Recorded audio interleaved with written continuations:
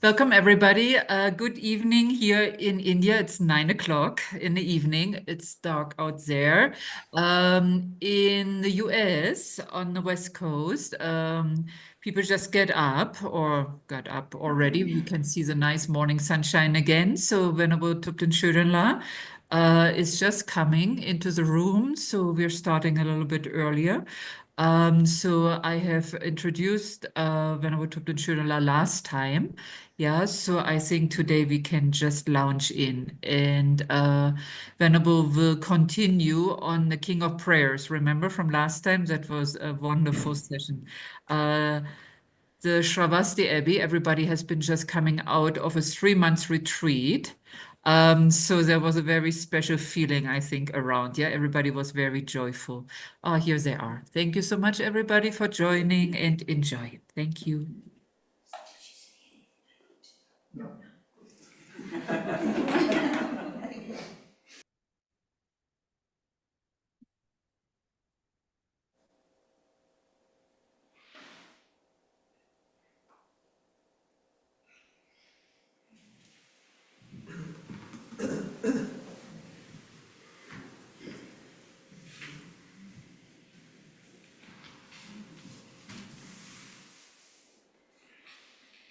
Hello, Venerable Thubten Chödron.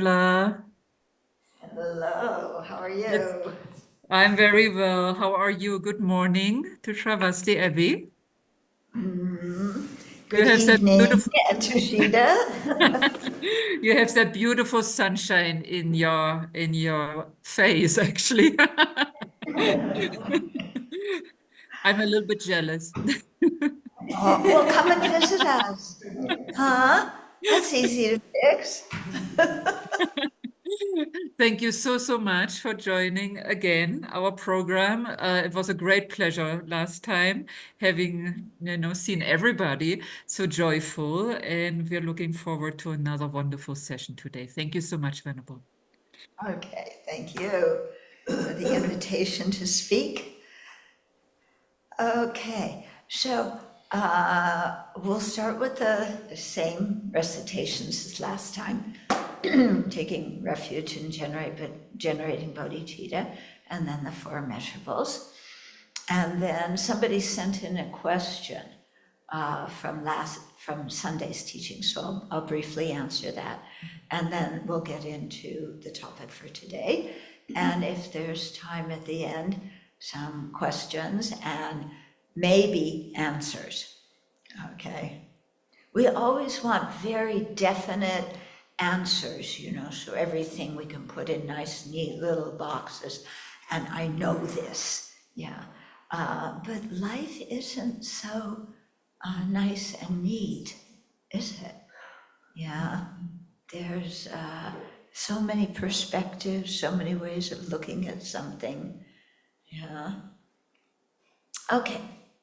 So let's start out visualizing the three jewels and us in front of us and ourselves surrounded by sentient beings.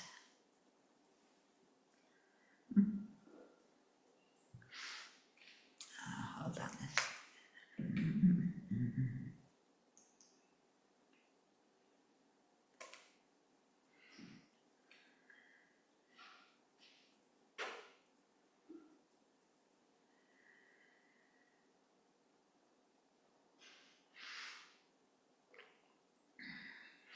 I take refuge until I have awakened in the Buddha, the Dharma, and the Sangha, by the merit I create by listening to the Dharma.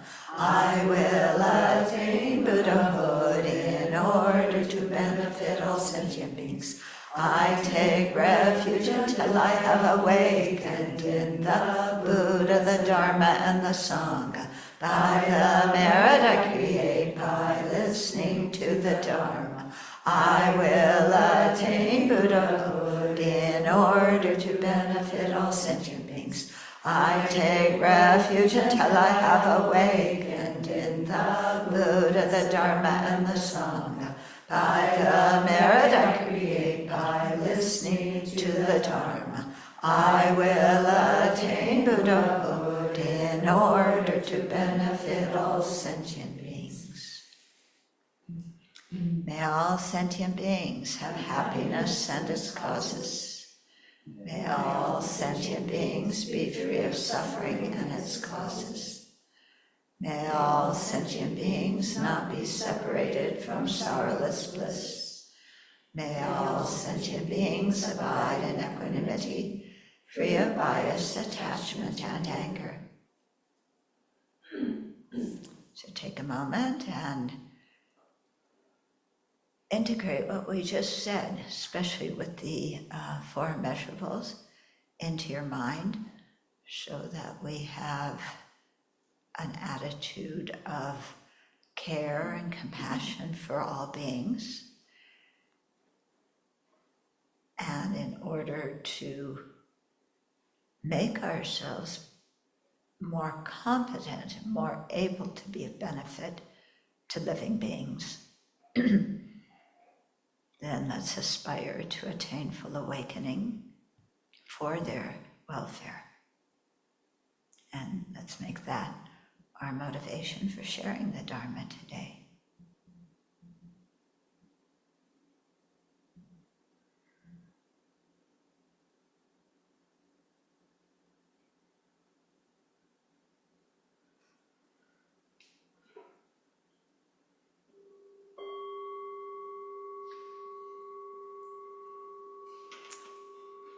Okay, so let me just start with the question from last week. Okay, so somebody asked, it has to do with self-pity among Westerners. I am well aware of the Buddhist teaching that a self-cherishing attitude is the source of suffering, and that is the true enemy to be conquered. My concern, is that there were some nuances that seem to be glossed over. For example, informing people that they are full of self-pity has been used by aggressors to psychologically control victims with the intention of harming them. This can be an external or internal aggressor. For example, people, including children, in abusive relationships are told that they are being too sensitive, they should toughen up, it's your fault that you're being abused, and being beaten with baseball bats. Moreover, historically, karma philosophy, or the doctrine of rebirth, was misused to justify control over lower caste populations and keep them from putting an end to injustice. Thus, I have to ask you, why was poor me emphasized while de-emphasizing these nuances?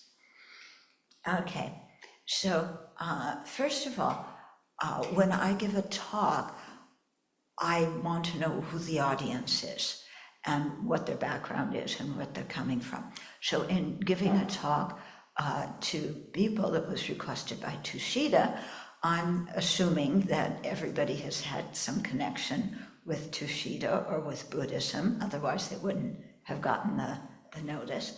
And so they would have some background in Buddhism already. If I were talking, let's say, to a group of people who were totally new, and if the topic of my talk was karma, then definitely this thing of, people using karma to, perpetuate injustice would have been brought up. Okay, I would have said that. In terms of the question about self-centeredness, if I had been talking to a group of psychotherapists, then that point would have come up. But because I was talking to a group where I assumed that people had some background, I didn't bring those up. Also because the theme of the talk was something else. You don't have time to get into all the nuances of everything when you give a talk. If people bring it up in Q&A, then definitely it would have been brought up, okay? The thing that when I was talking about the poor me, I wasn't saying that, trying to control anybody by it, because we're the ones who are doing poor me to ourselves. Yeah, when we sit there and have a pity party, nobody else is making us have a pity party. What do you say? Anybody else make you have a pity party? Anybody in here? No, we do it all by ourselves. We put ourselves down all by ourselves. Now, of course, it could have been influenced by things that happened to us earlier in this life. But I think one of the good things about being an adult now is that, unlike when we were kids and we just took in everything people said to us, now as adults, if people criticize us, we can step back and look, and is that true? Is that not true? And, if we made a mistake or if they identify one of our faults, yes, it's true, I'm working on it. That doesn't mean I'm a bad person, I'm just working on it.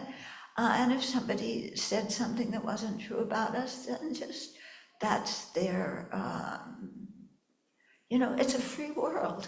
And if somebody doesn't want to like us, that's their prerogative, okay?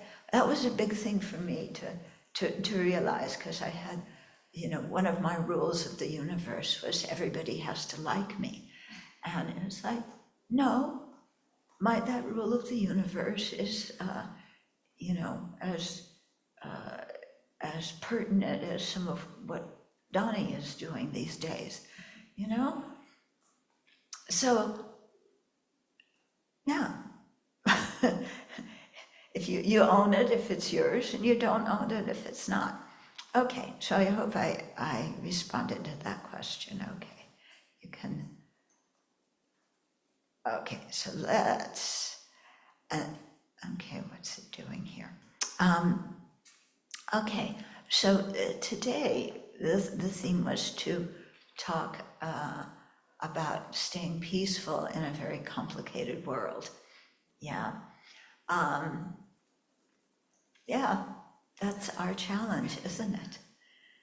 That's, we were born into this life, into this environment with what's going on now because of, previously created karma. And as Dharma practitioners, this is the basis for which we practice the Dharma. So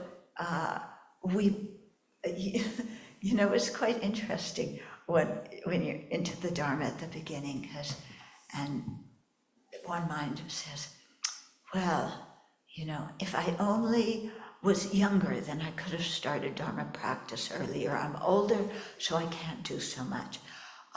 If only the country were more peaceful, then I could practice very well. If only I had more money and I didn't have to work so hard, or if only I could change jobs and have more free time, then I could practice Dharma better.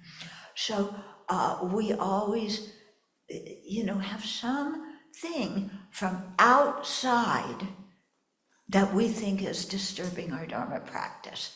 And because of this thing, I live with these people who, are constantly on my back. Or my neighbor is, their dog always barks at 2 a.m. And, we always have something that we say, well, this is why I can't practice very well. Well, I've always thought of writing a book about, the 5,200,000,015 excuses for not practicing, whereas, if we learn the thought training teachings, which I'll be teaching this weekend and next weekend, if you want to join,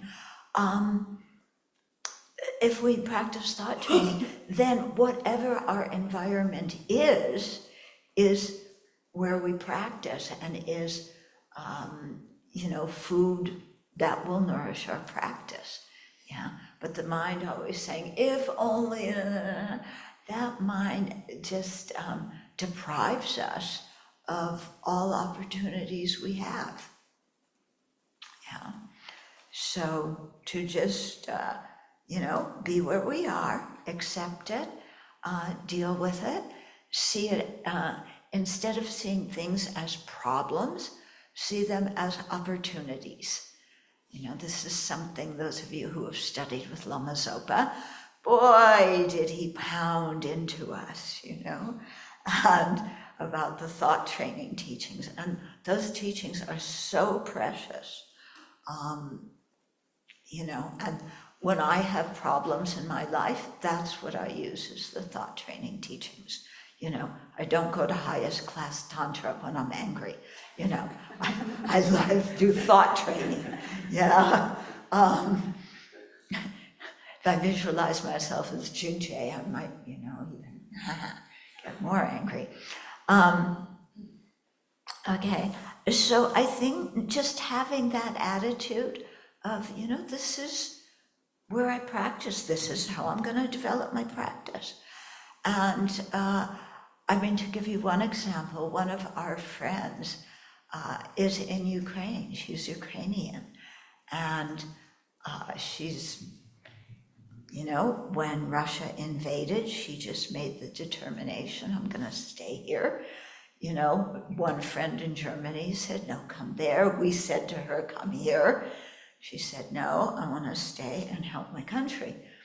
And so she is. So we correspond. I get updates about, you can't believe what's going on there, and the bombing of especially the energy centers. So the electricity is always going off, and having blackouts for multiple hours a day, and the sounds of the bombs. And her workplace was bombed. Thank goodness nobody was there at the time. But, she's using it to do her practice. Yeah. And it's hard. It's hard when you're getting bombed, in a war that's completely made up. The reason for the invasion of Russia is just, something made up.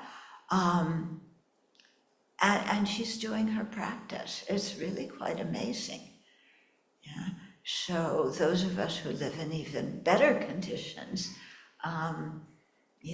let's use what is happening to us to live in this complicated world.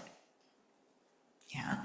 And surely if your world is too complicated, then check up the 8 worldly concerns and see how much time in your life, with your body, speech, or mind, you're allocating for the 8 worldly concerns. Yeah, because when we're hooked on the, as Lama Zopa would say, evil thought of the 8 worldly concerns, when we're hooked on that, it eats up our time, it eats up our energy, because we're always thinking about money and possessions and getting more, getting better, protecting what we have, okay? That can take up a lot of time because you have to get a certain kind of job to support the lifestyle you want, because you want a certain amount of pleasure, and then you have to support your kids and everything like that. So just, see how much your mind is all tied up in that. Do you really need all those things that you think you need? And similarly, we get very tied up with wanting to be praised, not wanting to be blamed. That occupies a lot of our mental energy, doesn't it? That one, I want everybody to like me, people pleasing. Yeah, and then we think we're practicing bodhicitta, but being a people pleaser is different, okay? Because when we're people pleasing, we're doing it for our own benefit. We want people to like us. When we have genuine compassion and love for others, then we're kind because we care about them. Okay, so they're quite different. And then when people don't like us, oh no, they don't like me, they're doing this, they didn't say good morning, so much energy going into what do people think about me. Am I dressed appropriately? Do I look okay? And then attachment to reputation. So the one about praise and blame is about what people think of me on an individual basis. One about reputation or notoriety is what, our image in society is. So again, we want to have a good image. Yeah, and especially if you live in a Dharma community, well, I want to be known as a very sincere Dharma practitioner, or I want to be known as a very smart Dharma practitioner, or I want to be known as the teacher's pet. Ooh, I'm not supposed to say that. I want to be known as the person who pleases the teacher. Yeah, in other words, I'm the teacher's pet. Yeah, you want to be the pet of your Dharma teacher? Is that appropriate? So we have 4 cats here. Those are our pets. I don't think we need human pets. Yeah. So reputation. Or if you have some kind of musical talent or artistic talent or athletic ability, you want to be known as very good. Yeah, a group of people. And that occupies a lot of time too, doesn't it? Worrying about what do people think of me, and then we have to, have our, the cards you give out when you need people. Yeah, and then you want to make your card a little bit bigger. This little, this one's like this, that's too little. I have so many titles, so you want a card, that kind of unfolds like, like an accordion one, and chairman of this, best person at that, award for this, award for that, look at my office with all of its pieces of paper on the wall saying what a good person I am. Okay, we get very hung up in that too. Yeah. So, and then of course, just pleasant sensory things. We want to see nice things. So that means you have to earn money so you can go and see nice things and travel and buy artwork or whatever it is that you like. We don't want to see ugly things. We want to smell nice things. So you want to go to India where it smells nice? Where is that, Venerable Thubten? Yeah, usually, India is very challenging. You go there and you either adjust or you freak out and come home. Because you want nice things. You don't want to see people pooping in the railway station. You want to smell nice things. You want to taste good food, And again, all the attachment for all of this eats away at our time and our energy.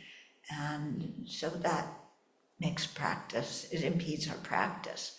Yeah.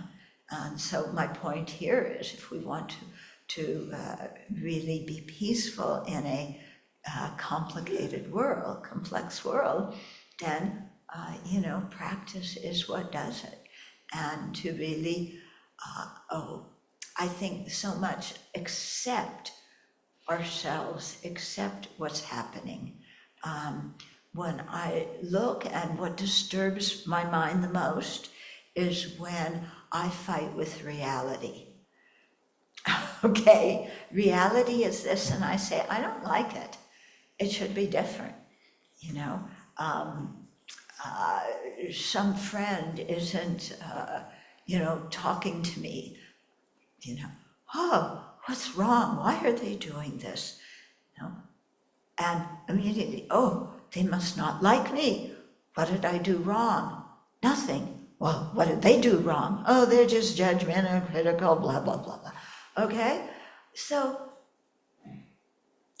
all this kind of distraction by fighting with the reality, Well, why my friend isn't talking to me? Well, maybe they're sick. Maybe they're in a bad mood. Maybe they need to help somebody else who's ill. Yeah. Why am I, maybe I should reach out and see that they're okay instead of getting all angry because they aren't contacting me. Okay. So, when we fight with reality,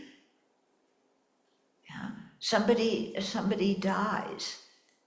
And, it's interesting, one of the stages when they talk about grieving is going through anger, because you're angry that the other person died. Don't you realize that you shouldn't die now? It's really inconvenient for me because I love you so much and I want you in my life. And what did you do dying and taking yourself away from me? Okay? What's going on? It's not like we're actively thinking like that, but that's the story behind it because we are grasping at permanence.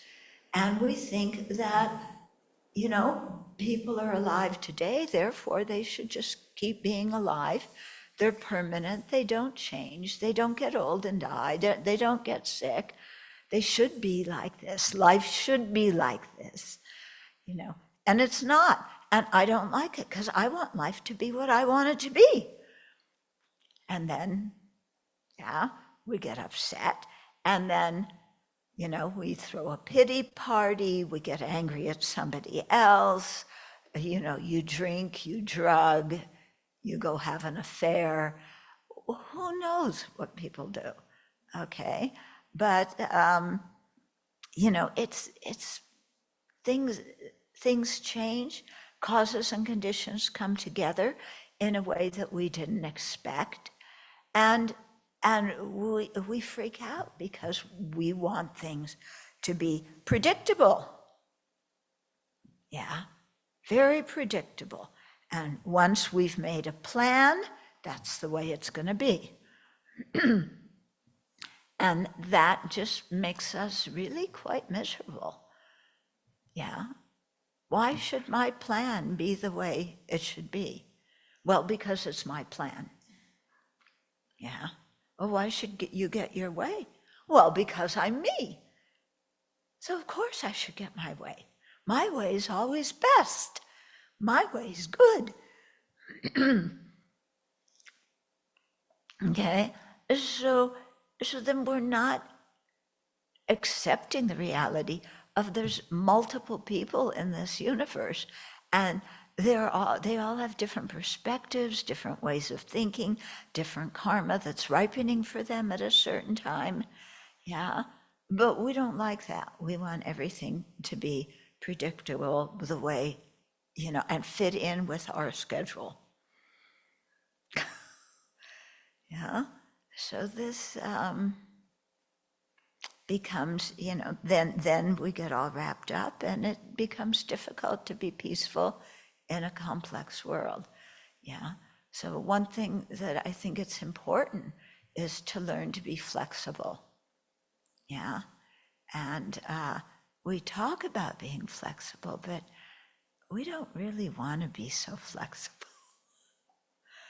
Yeah. Especially when you're angry, you don't want to be flexible. Because when I'm angry, that person did something wrong. Yeah, the situation is incredibly clear. There's no ambiguity. Yeah, you did this. Yeah, you're guilty. I'm innocent. The solution is you change. Yeah, that's how we see things when we're angry. Yes or no? Yeah. It's very clear. When I'm angry, I'm right, you're wrong. And to solve it, you must change. Okay? And so we cling on to that idea, and then we fight the reality of what the situation is. Yeah? Which is maybe we were acting obnoxious and the other person is upset about that. Yeah, just maybe. But then we say, well, even if I was acting obnoxious, they shouldn't get upset about it. Yeah.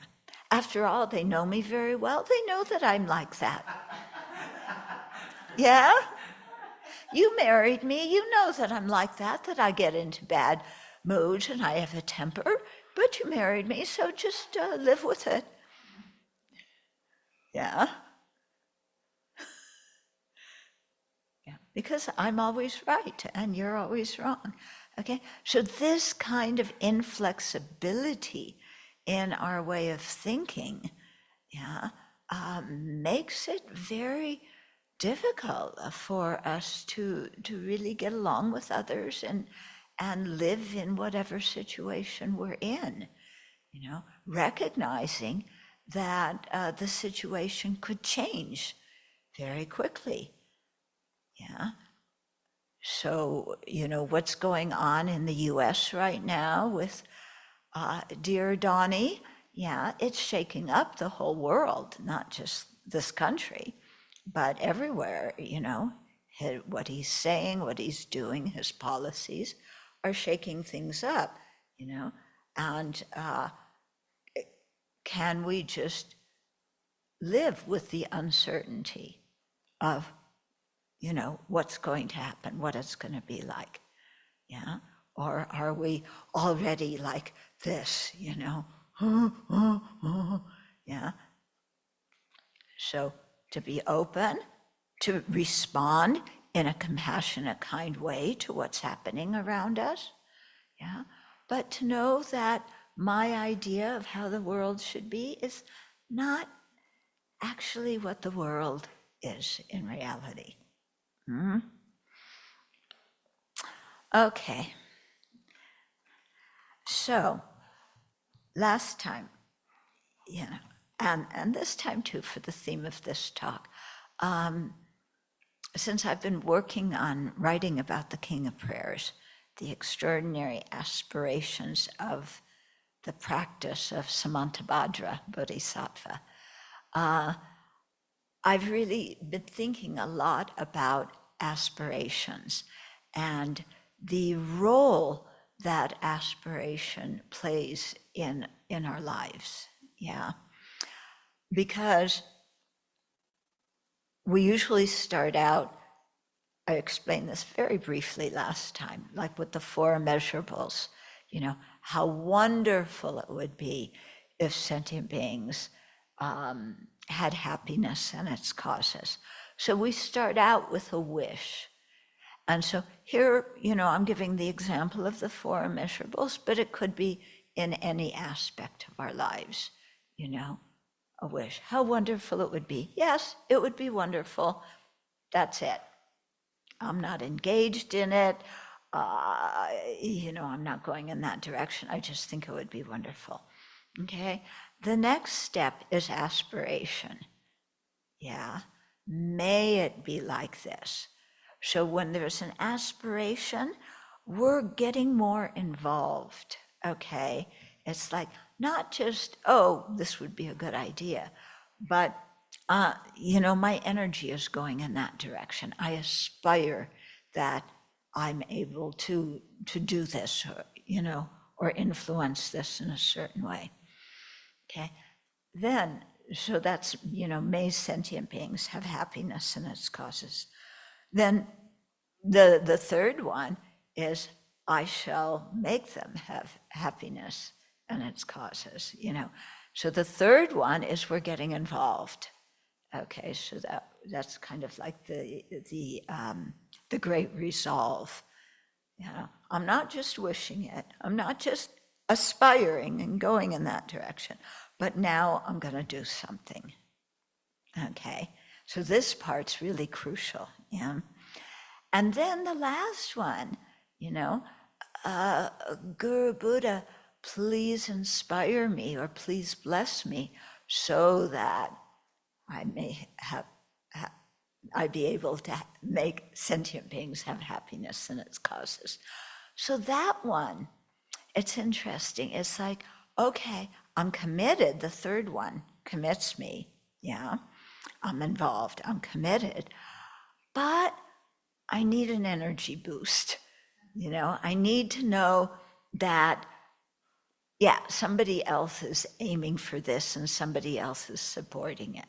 So, we request the inspiration, the blessings of the Buddha or of our teachers or whatever. Okay?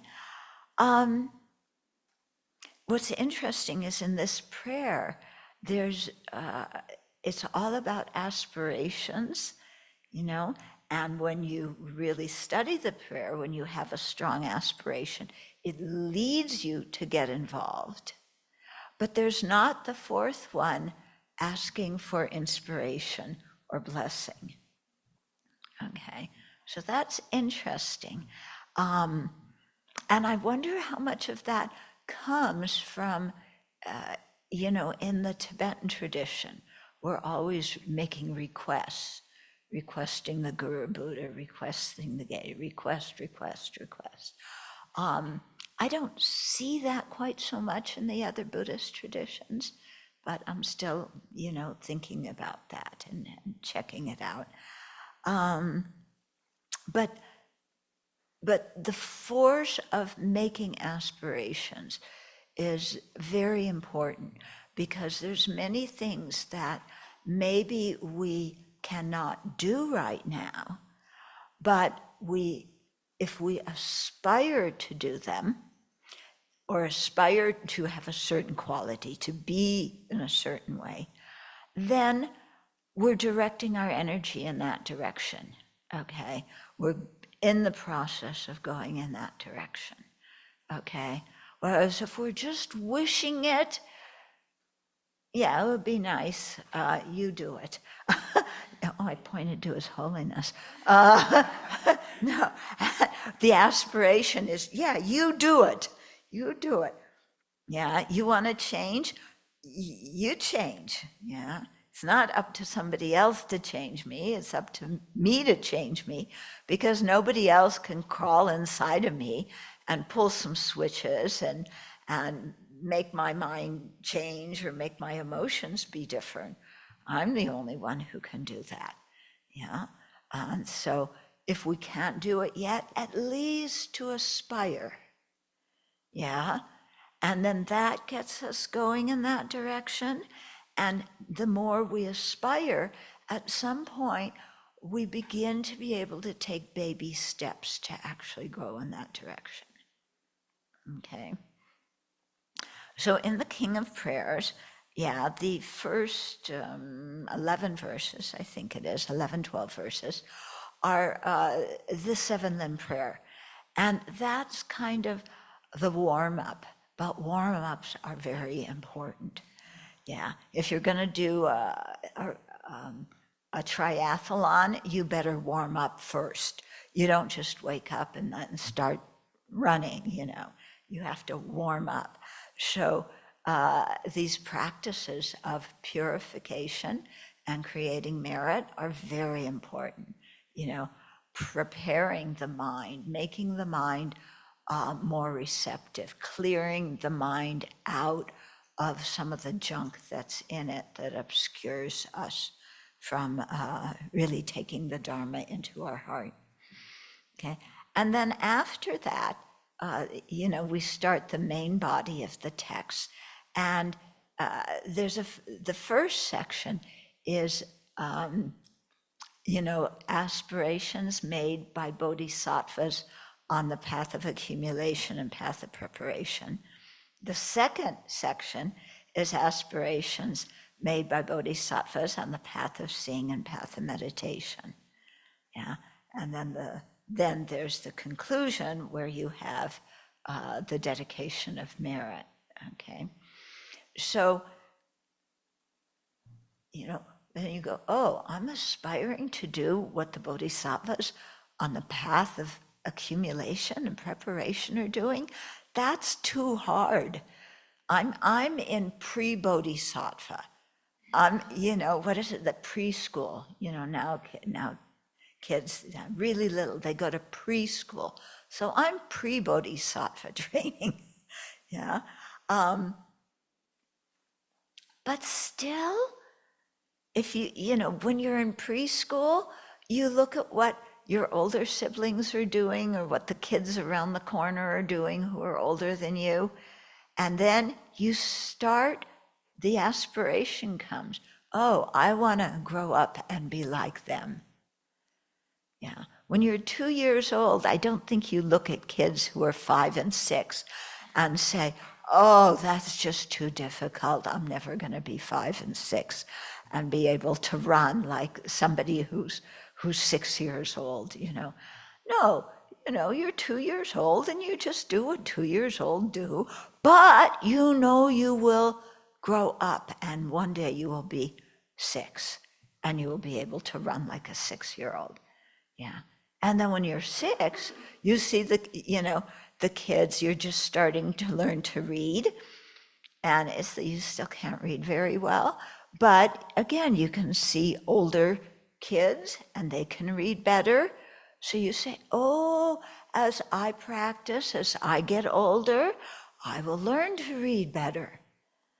Okay? So you have this aspirations. You're accepting where you are, but you're aspiring because you know that you can grow inside, So my example was you're going to grow physically and be older, but maybe our bodies are not going to grow bigger as adults. In fact, they usually shrink a little bit as you get older, but our heart gets bigger, our mind gets bigger.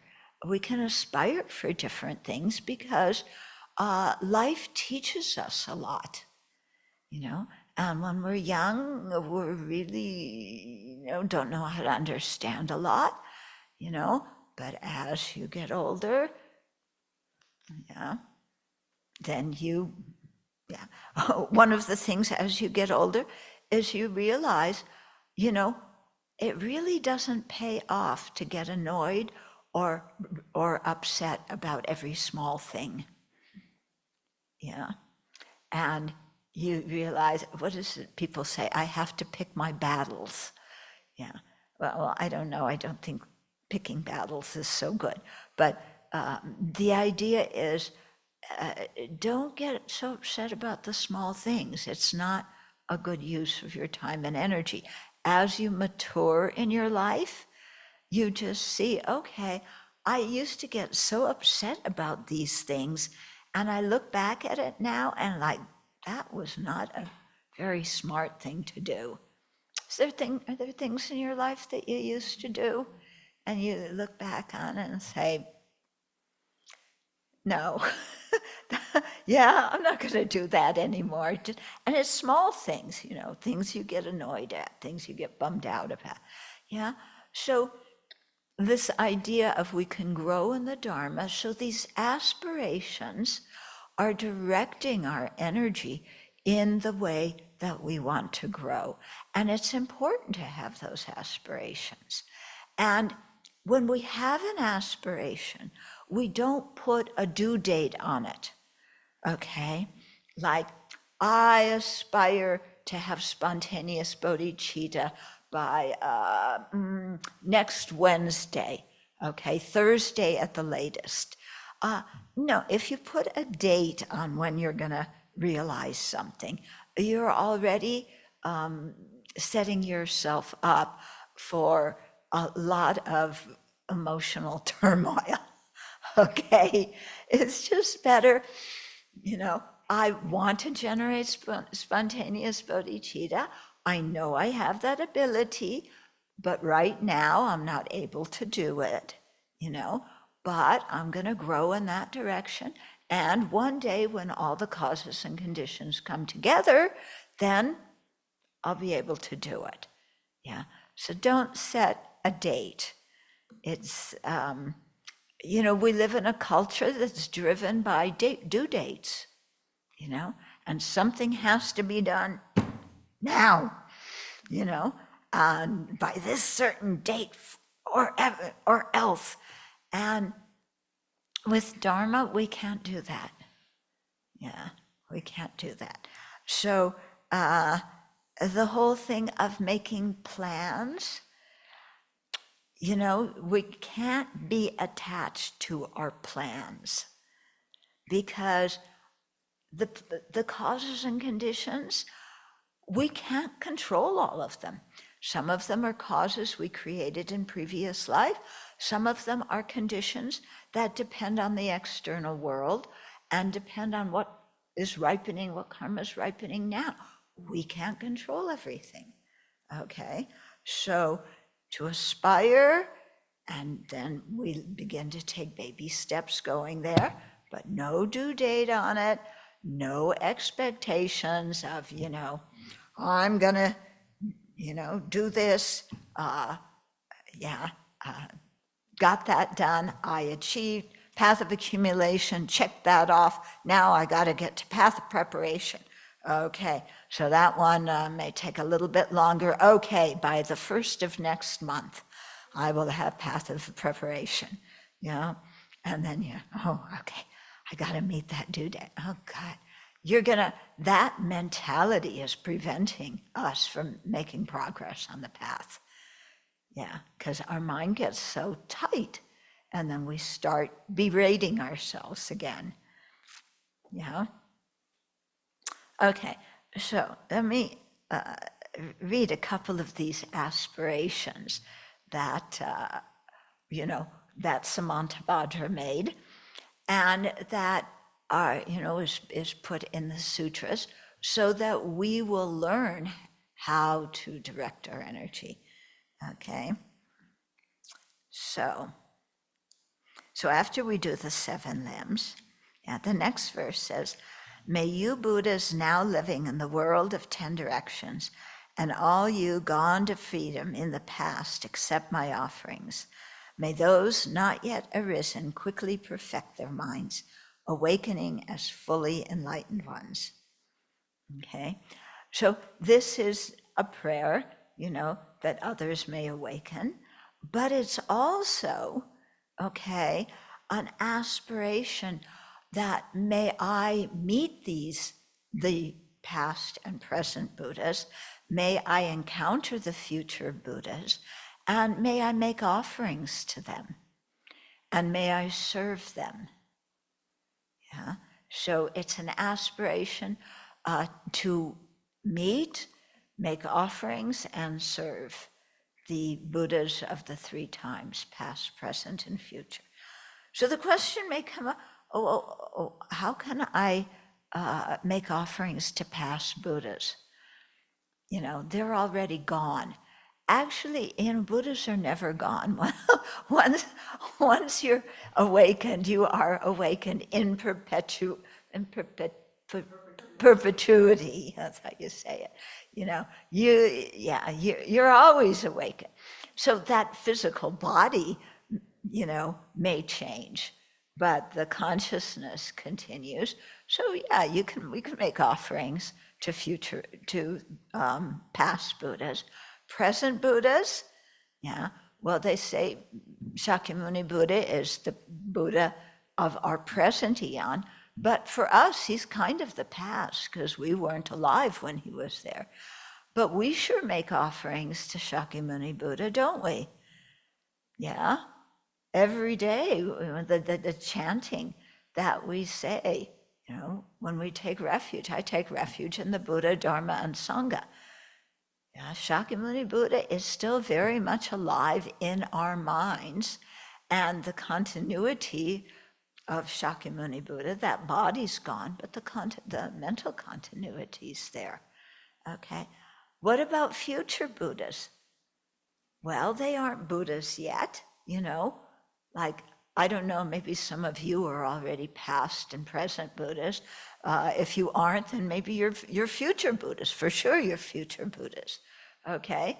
So, no, when you become Buddhas, then don't forget me, Yeah, teach me and, let me be able to create merit and make offerings to you. Let me be able to serve you, okay? And so it's that aspiration to make offerings and to serve future, the Buddhas of the three times. Yeah. So often, when we think of the Buddha, it's like, what can the Buddha do for me? Yeah, I want blessings. I want inspiration. I want a long life pill. I want long life nectar. And I'm going to crawl over all these other sentient beings to get an extra long life pill when His Holiness does the long life empowerment, And I want teachings, and I want this, and I want that. And this verse is, first we come with an attitude of respect. I want to make offerings. I want to serve. Yeah. Then we say, well, but I want teachings. Yeah. But can a teacher set up their own teachings, or do they need other people to get the venue, let other students know, set the room up, and so on? Yeah. Or do you expect the teacher to do all that? Yeah. Our teachers have wonderful ideas for projects that will benefit sentient beings, but they can't be the ones that do all of the actions that implement the projects. They're one person with limited abilities, in the practical things in the world. So they need people who help them. So if we aspire to help and to serve, yeah, we're serving the Buddhas, we're serving our teachers, but we're also especially serving sentient beings. Yeah, and those are the two fields of merit. Yeah, we create merit with the holy beings because of their wonderful traits and their realizations. We create merit with the field of sentient beings because they need help. Yeah. So when we serve our teachers, when we serve the Buddhas, then we're helping both fields of merit. Yeah. So instead of I want, okay. But we should want teachings. Yeah. If you just want to make tea, that's nice, but I'm sure your teachers and the Buddhas want you to aspire to do more than make tea. They want you to learn the Dharma and to practice. And so, we put energy into doing that because that's what we're doing. That's why we're interested. Okay. I think the last two lines, may those Buddhas not yet arisen quickly perfect their minds, awakening as fully enlightened ones. So thinking of all the Buddhas in the future, and who are sentient beings right now, and really, aspiring, praying that they're able to complete the path. Yeah. Not, may they complete the path, but may I become a Buddha before them. Okay? We're not in a race to become a Buddha. Yeah, we're not competing with our Dharma brothers and sisters. Yeah, but we want them to be enlightened and ourselves to be enlightened. We're all going there in that direction, and let's cooperate and with each other and help each other do that. Yeah. Yeah, I mean, you think, as ordinary beings, it's like, oh, you're better than me in this. I don't like that, but I'm better than you in that, you know. Yeah. Do you think that when you become, the first thing a Buddha does is say, oh, now I'm a Buddha. I've abandoned everything to be abandoned. I've accumulated all good qualities limitlessly, and I did this before you. Bleh. Do you think that's the first thing somebody does when they actualize Buddhahood? I don't think so. Yeah? So if that's not going to be what you do when you become a Buddha, then what's the use of competition and rivalry and one-upsmanship now? You know, it really doesn't make much sense. So in this verse, you know, we're praying, may you become a Buddha. And I had this wonderful interchange when we were in Taiwan a couple of months ago. And we went to this one monastery, you remember that? And the nun was, you know, who made it. It was an incredible monastery with so many statues, things on the walls. It had the Chinese, you know, looking bodhisattvas. It also had them Tibetan, and it had the Tibetan deities, you know. It was really, she did a marvelous job of really both traditions in there. Anyway, after lunch we were talking, and I don't know how it went, but you know, something about bodhicitta. And I said to her, you know, please, if you become a Buddha first, help me and teach me. And she looked at me and she said, but if you become a Buddha first, then you help and teach me, you know. And so we did a high five. And we have a pact, yeah, that we're going to help each other, you know, because we were both wishing that the other one attain awakening before us, you know, in order to help us. So I think she's going to do it before me. I'm counting on her. But then she turns around and says the same thing to me. So that means I better practice harder, huh? Okay. Then the next verse, okay, listen to this aspiration. On one atom I shall see Buddha fields numberless as atoms, inconceivable Buddhas amongst bodhisattvas in every field, practicing the activities of awakening.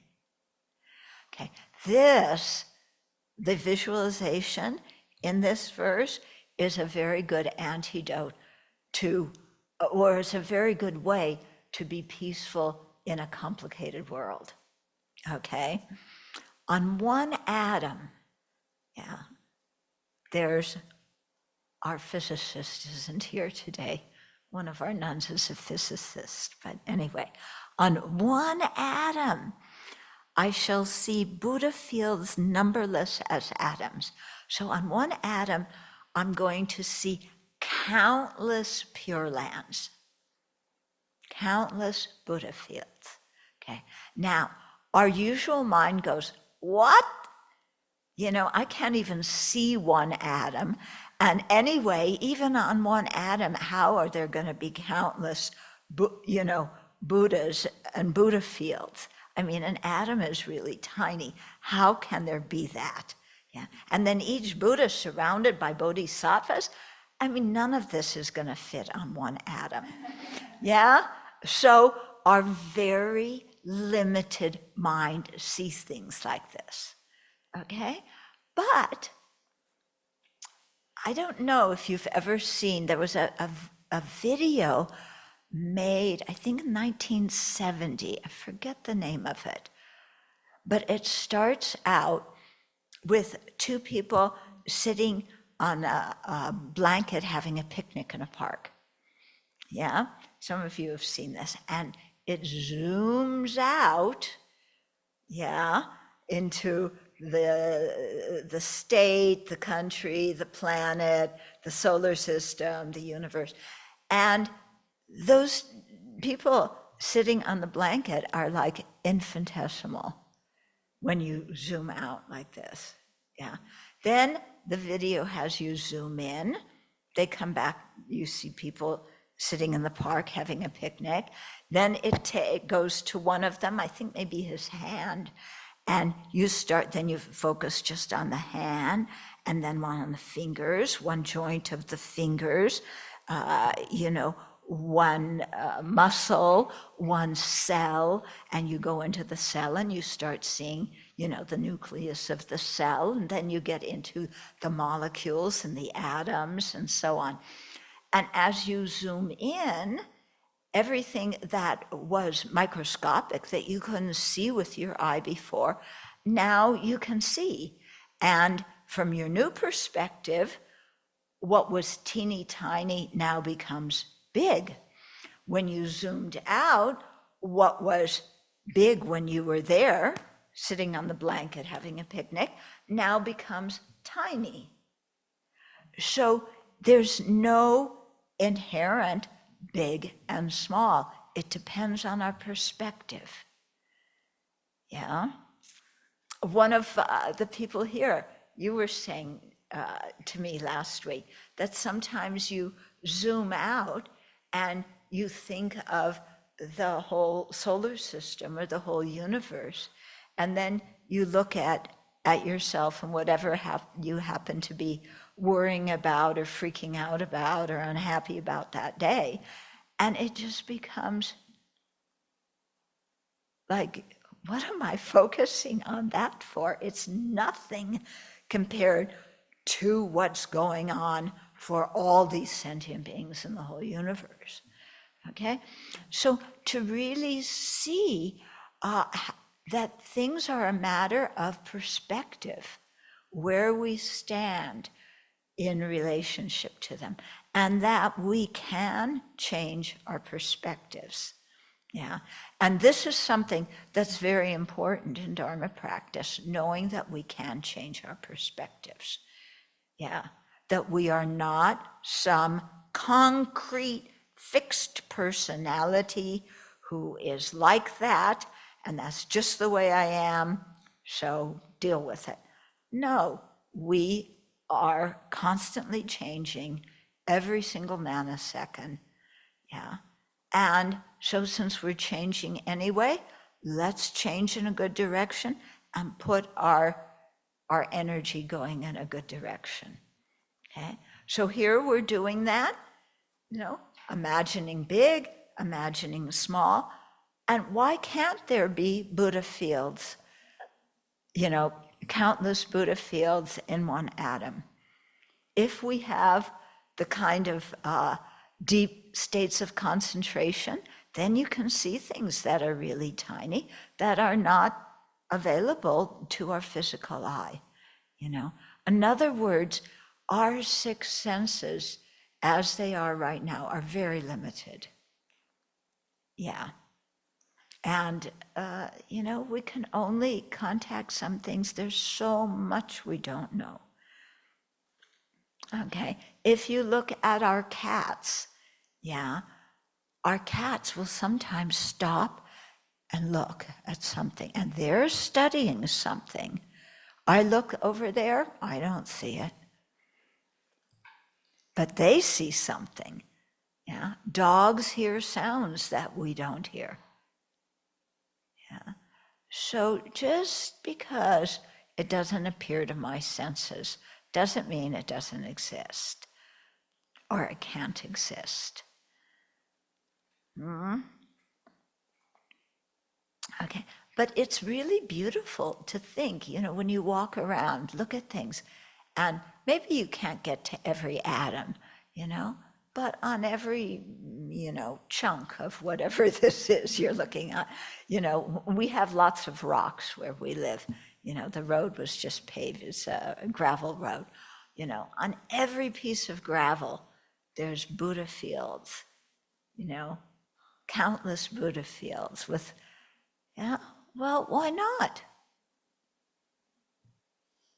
Why not? And if you think like that, then it's like, oh, then there's something really, I don't know, it just changes. Oh, there's Buddhas all around me on all these pieces of gravel, and I want to respect all the Buddhas, on all the snowflakes that are falling, or all the little things of dust that are coming our way when we look out the window, to think, oh, there's Buddha fields surrounded by, each Buddha surrounded by many bodhisattvas. Yeah, what are they doing? What would it be like to be a bodhisattva sitting at the feet of your teacher who's a Buddha? Okay, think about that for a while. Yeah, if you're going to ruminate about something, ruminate about this. What would it be like to be a bodhisattva? Yeah, with the mind of a bodhisattva, the receptivity to the teachings of a bodhisattva, the bodhicitta of a bodhisattva, to be able to sit in the presence of a Buddha. Yeah, contemplate that for a while. One time at Tushita, when Kyabje Sangye Rinpoche was there, this is the previous Sangye Rinpoche, the one who was very old with the goatee. So it was, I think, during one of the Enlightenment Experience celebrations that Lama had. And Kyabje Sangye Rinpoche was sitting on the, the window, how there used to be like a seat by the window. And so he was sitting there, and Lama Yeshe was kneeling in front of him, with his hands like this, looking at Kyabje Rinpoche. And I just saw that, and that, Lama's expression, Kyabje Rinpoche's expression, it's like, that's how I imagine a bodhisattva sitting in the presence of a Buddha. Because what really struck me at that moment when I saw that was the meeting of their minds. And how did those two people, how did their minds meet? What was the connecting point? Bodhicitta. Yeah. So if I want to be close to my guru,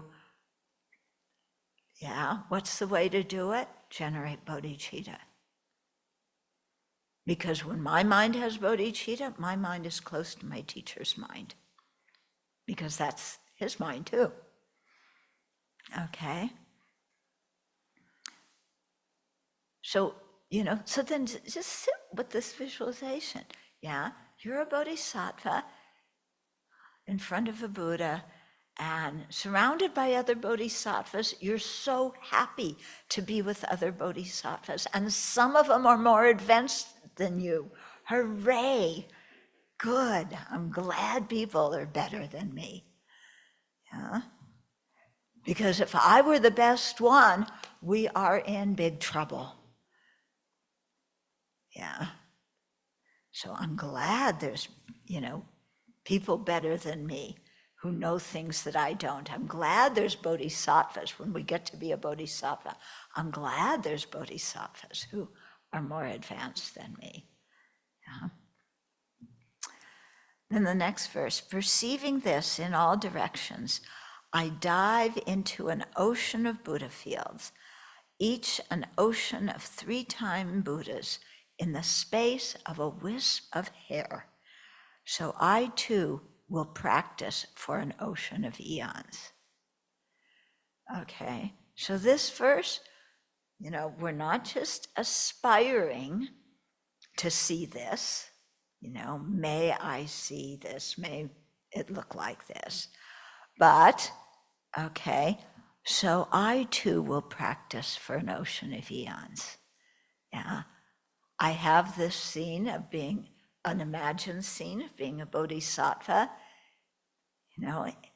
in the company of more bodhisattvas, in the presence of a Buddha, in a Buddha field, knowing that there's gazillions of Buddha fields all around, you know? And what am I doing?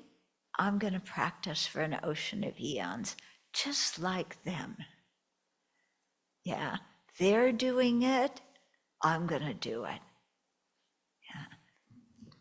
I was recently, a few months ago, at a teaching, of the present Song Rinpoche, the young one. And it was interesting during a lot of the Q&A sessions, what people would say, and many of the people saying this were longtime practitioners, was, Rinpoche, the path is so long, 3 countless great eons, it's so long. Yeah, and then somebody else would say, the bodhisattva practice is so difficult. I have to cherish other beings more than myself. How can I do that? Yeah, anyway, I'm not so sure I want to. Yeah, because if I treasure them more than I treasure myself, then they're going to exploit me and take advantage of me. That shows that we've misunderstood bodhicitta, okay? But we think like that. And so the undercurrent of many of the questions was, the path is so long and it's so difficult. Okay, is that a question? No, it's a statement. Yeah.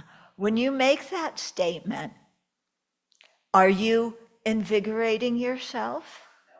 No. It's so long, it's so hard. I'm just little old me, I can't do it. And we give up on ourselves. Yeah, don't we? We give up on ourselves. So this verse is, I too will practice for an ocean of eons. In other words, it doesn't matter how long it takes, but becoming a Buddha is something worthwhile. And yes, it might be difficult, but you know what? By the time I get to that stage where I can do that practice, it won't be so difficult. Okay? When I'm 3 years old and I look at my 5-year-old sibling who can already go, recite the alphabet, but I can't do it. But I think when I become 5, right now, reciting the alphabet too hard for me. Yeah, but when I get to be 5, it'll be easy. Yeah, it's not like I have to recite the alphabet now at age 2. Yeah, but I can take steps, create the causes, go in that direction, and then when I'm 5, A, B, C, D, E, F, G, I'll be able to do it. Okay, so we think like this on the path to awakening. Yeah, if we just look at what the bodhisattvas do and then compare ourselves to them, then it's like, well, it's hopeless. I just can't do that. Yeah, but that's not the right perspective to have. The perspective is, look at them. I can become like that. I aspire to become like that. That's the perspective we want to have. And this is why aspirations are really important. And as we get into the Dharma and we learn more about bodhicitta and we learn more about the bodhisattva practice, these aspirations are getting bigger and more extensive and more unbelievable, But that doesn't matter. It's okay. Like when Lama Zopa, Rinpoche's famous thing, when you're dedicating merit, it's 3 o'clock in the morning, all you want to do is go to sleep. And Rinpoche's there after giving a Dharma talk for the last 8 hours with 1 BB break, and that's it. And you're dedicating the merit. And he says, You think, you dedicate the merit. May I alone lead every single sentient being to full awakening. And you're going, oh, Rinpoche, can't I just go and go to sleep? I'm exhausted. What are you talking about? I alone lead all sentient beings. Yeah, I can't do that. I can't do it now. Anyway, even at the long term, it's impractical. Because if any one bodhisattva, if any one Buddha could lead all sentient beings to enlightenment, they would have done it already. So why should I become a Buddha? There's so many Buddhas already. Can't I just sit here and suck my thumb and feel sorry for myself? That's kind of what we're saying. We give up on ourselves. This is too much. Yeah. But just to think and imagine, may I myself alone lead all beings to awakening. Wow. Can sit with that. Think of the kind of self-confidence you have if you had that mind. Think of the optimism in your mind. If you're saying, I will do this, your mind is optimistic. Your mind is hopeful. Your mind is going in that direction. Even if you can't do it, it doesn't matter. Bodhisattvas aspire for all sorts of unrealistic things because it increases their compassion, it increases their self-confidence. And to be a bodhisattva, not only compassion, but you have to have a lot of self-confidence. Bodhisattvas are not wimps. Yeah, you can't be, Buddha, I want all sentient beings to be free of samsara, but it's just too hard. I'm just little old me. I can't be free of samsara myself. Why isn't some Buddha appearing before me and leading me to awakening? Yeah, we're thinking like that. Yeah, so that's our perspective on life. Yeah, we have no confidence. We have no faith in the Buddhas. We have no faith and optimism in ourselves. No confidence that sentient beings can be transformed. We're just looking at the situation right now and saying, I can't do it. Yeah. What use is that kind of way of looking at life? It's totally no use. Okay. Is it realistic? No, it's not realistic. Then you're going to say, but I can't lead all sentient beings to awake. That's okay. You can lead some to sentient beings to awakening. Oh, but I can't do it now. Oh, that's okay. You just keep practicing. Yeah, you keep practicing. Gradually, you will be able to do that. Yeah, relax. Nobody said you have to do it now. Aspire. Go in that direction. Be happy to create the causes. Yeah, and I think this is something really essential on the path, is to focus our energy on creating the causes and feel satisfied with that. Rejoice at that. Because if we create the causes, the result will definitely come. If we say creating the causes is too difficult, then we don't even try. Well, maybe that cause is too difficult, but I can create causes so that later I can create that other cause that's more difficult. Okay, I can't understand calculus now, but I can learn to add now.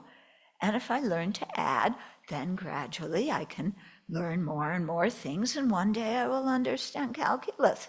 And then the next day after that, calculus will be really simple, and I'll teach all sentient beings calculus. Okay? So to have that, to change our perspective, to make it like that. Yeah? And that's what the power of aspiration does. Okay? And it gives us optimism, self-confidence, yeah?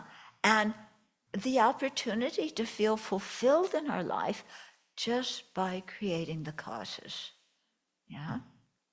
And knowing that we have the Buddha nature, yes, we can do that, eventually, yeah? Okay. So that's a little bit. There's a few minutes if there's questions or comments.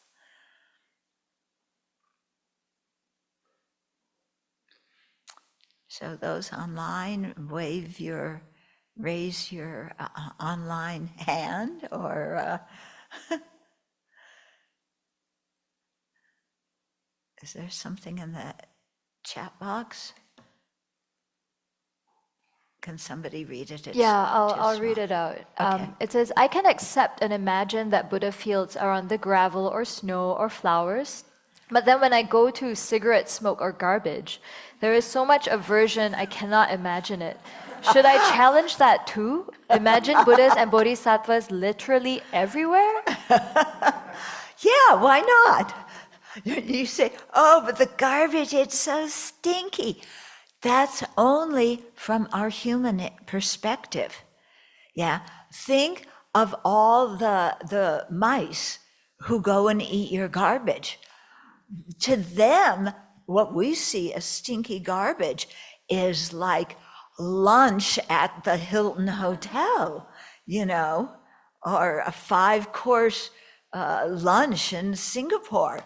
It's like, for the mice, yum, yum, yum. So it's just a matter of perspective. It's not inherently stinky, yeah. From a mouse's perspective, yeah, there could be all sorts of bodhisattva mice sitting on every atom, you know. Okay. Other comments or questions?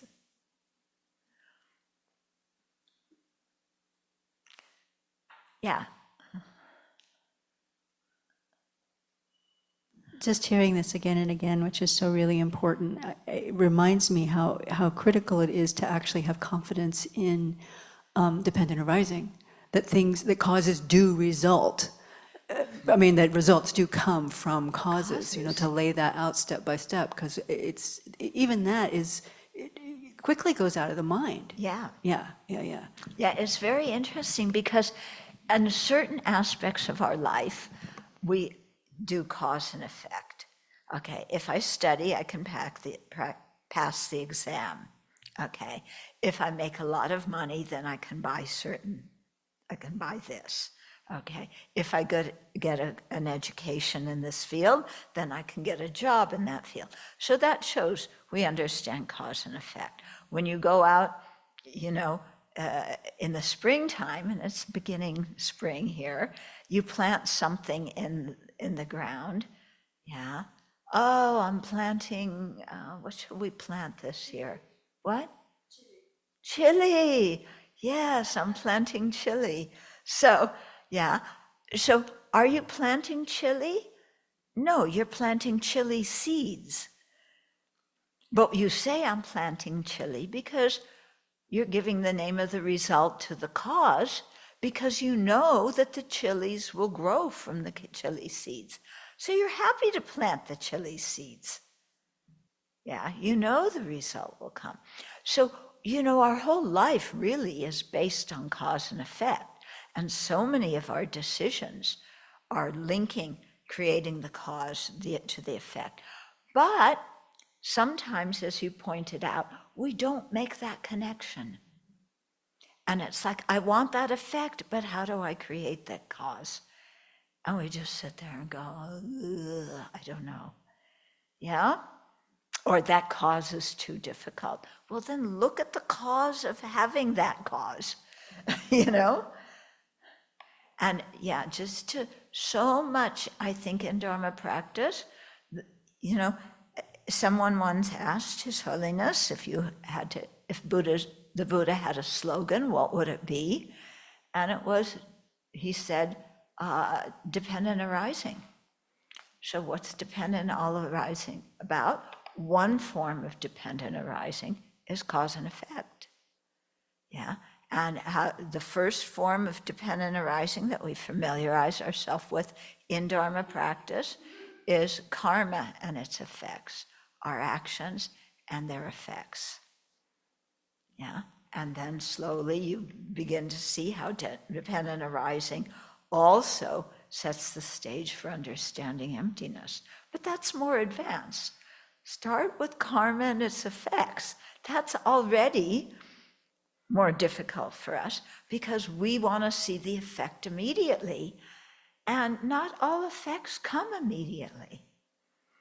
Yeah. When you plant the chili seed, you don't get chili the next day. And if you keep digging up the seed to see if it's sprouted, you're probably never going to get the chili. Yeah? So you have to be happy planting the seeds. You know, you've put water, you've put fertilizer, it's the springtime, it's warm enough, all the causes and conditions are there. If it was a good seed, then it will sprout. If it was a piece of dirt that you planted thinking that it was a chili seed, it's not going to sprout. Okay, but we get familiar with karma and its effects like that.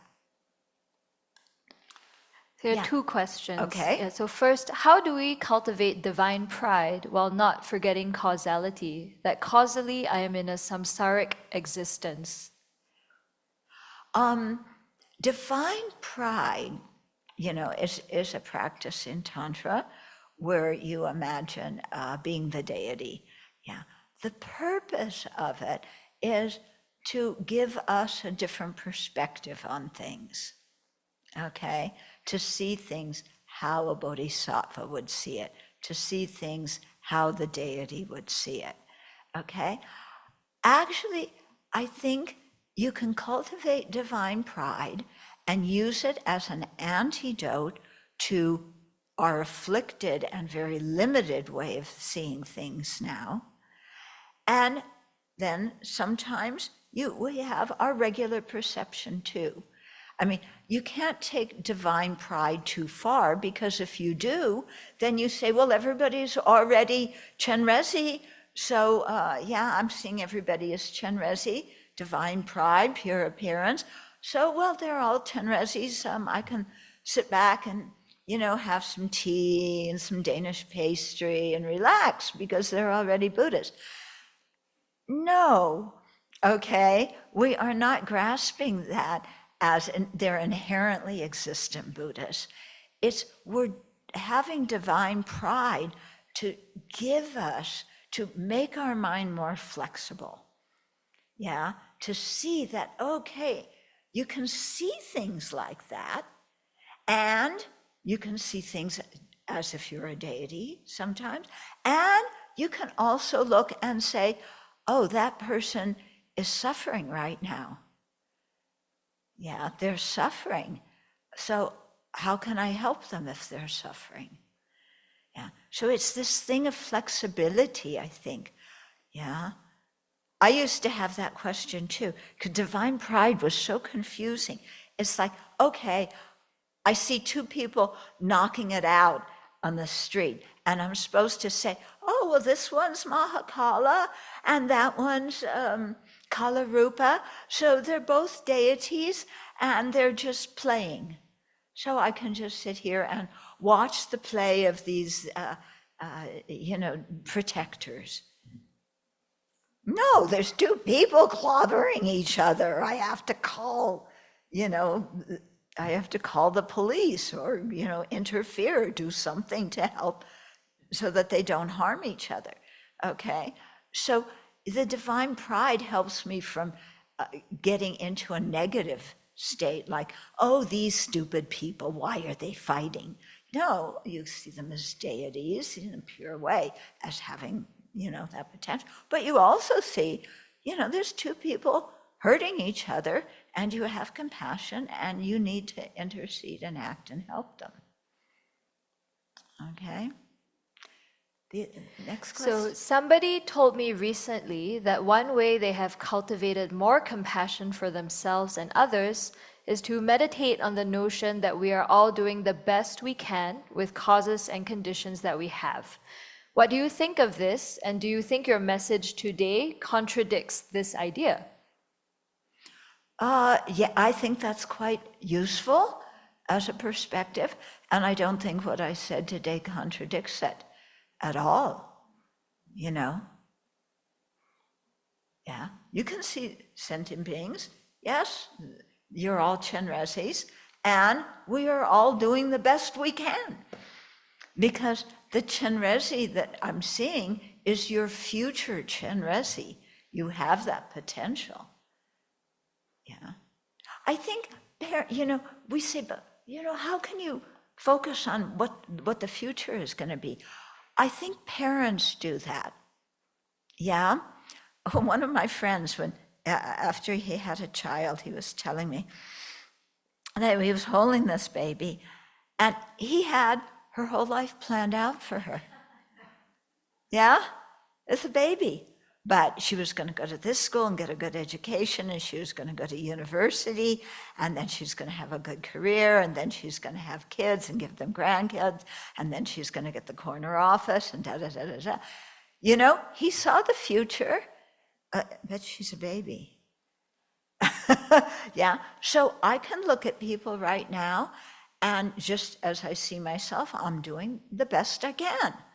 And everybody else is doing the best they can, given their own circumstances, given all the conditions that they face in their life, given the preceding causes and conditions in their life. Everybody's doing the best they can. For some people, it's not so well. For other people, it's better. But everybody is doing what they can, So give them a break and stop expecting them to be perfect. Yeah. But at the same time, I can imagine them, being a bodhisattva sitting around a Buddha, because in the future they will be, and I will be too. So it's kind of, Lama used to talk about having a big mind. I think this is something that he was getting at. Yeah. I think there's a last question. Okay. I feel like as a Buddhist, when meeting with a difficult emotion, we have a few ways of practice. We can watch it and let it go. We can do tonglen. We can try and change our own thoughts into a more useful pattern. How do you choose what to do on each situation? You do a Western Mo, you flip a coin. No, I'm joking. You just, as you practice, you begin to get a sense of what antidote works with what kind of affliction and what degree of that affliction.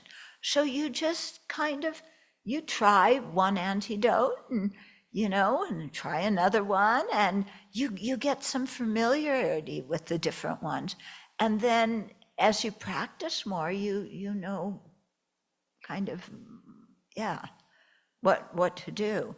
I think it must be like learning to ride a bicycle or a skateboard, something like that. At the beginning, it's like, how do you balance your bike? Well, as you practice, first with training wheels, and then with mom or dad holding the bike so it doesn't fall over, you try different things, you get familiarity with your body, with the bike, and so on, with the road that you're bicycling on. And then you kind of learn how to do it automatically. Yeah, I think we are so much creatures of the habit, and at the beginning we don't have the habits, but we learn all the different antidotes. Get some familiarity with all of them, and then you get some sense of what works in what kind of situation. Okay. So with that, let's dedicate the merit. Yeah. So dedication is different than aspiration. Aspiration is what we want to do or become in the future. Dedication is we have already created the merit, and this is the direction we want it to ripen in. Okay, so again, the most vast, expansive one is to dedicate for the awakening of all living beings. And the next one is to really, that we may generate bodhicitta, and may our bodhicitta grow and never disappear. Yeah. So we steer our merit in that direction so it ripens that way. And then we aspire in the future to create more merit, to have more familiarity with bodhicitta. Okay. Due to this merit, may we soon attain the awakened state of Guru Buddha, that we may be able to liberate all sentient beings from their suffering. May the precious Bodhi mind not yet born arise and grow. May that born have no decline, but increase forevermore.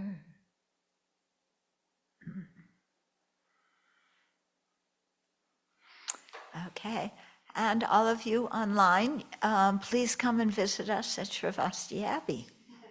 Okay. Thank you so much, Venerable Thubten Chödron, and we all aspire to come very, very soon to your beautiful place. Okay, good. You especially, Venerable Kunpen, you need an R&R sometimes, yeah? Come rest here. No telephone, no hand phone, no email. Yeah. Thank you so much, Venerable. No, I'm serious. You deserve, kind of some break sometimes. Okay. If I don't make it so soon, could I please request, Venerable, please, when you're in India, please come and visit us very soon. Okay.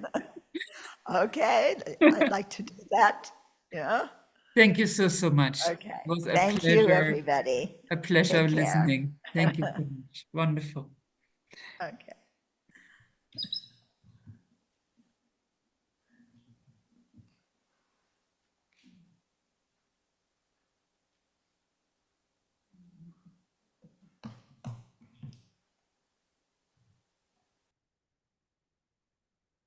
Thank you so much, everybody. Now I have to thank you so much, everybody, for joining us, especially in India at such a late hour, and hopefully see you tomorrow. We switch time again. We're gonna start at 7 o'clock IST tomorrow, welcoming Paula Chichester. She was also one of Lama Yeshe's students, and she's quite well known for having done 2 3-year retreats. So she's very, very special. And so I hope to see you tomorrow again. Have a good night if you're in India. I see Minoti. Hello to Delhi. Have a good day if you're in the US, and a beautiful afternoon if you're in Europe or wherever you are in the world. See you tomorrow. Thank you so much for joining. Bye-bye.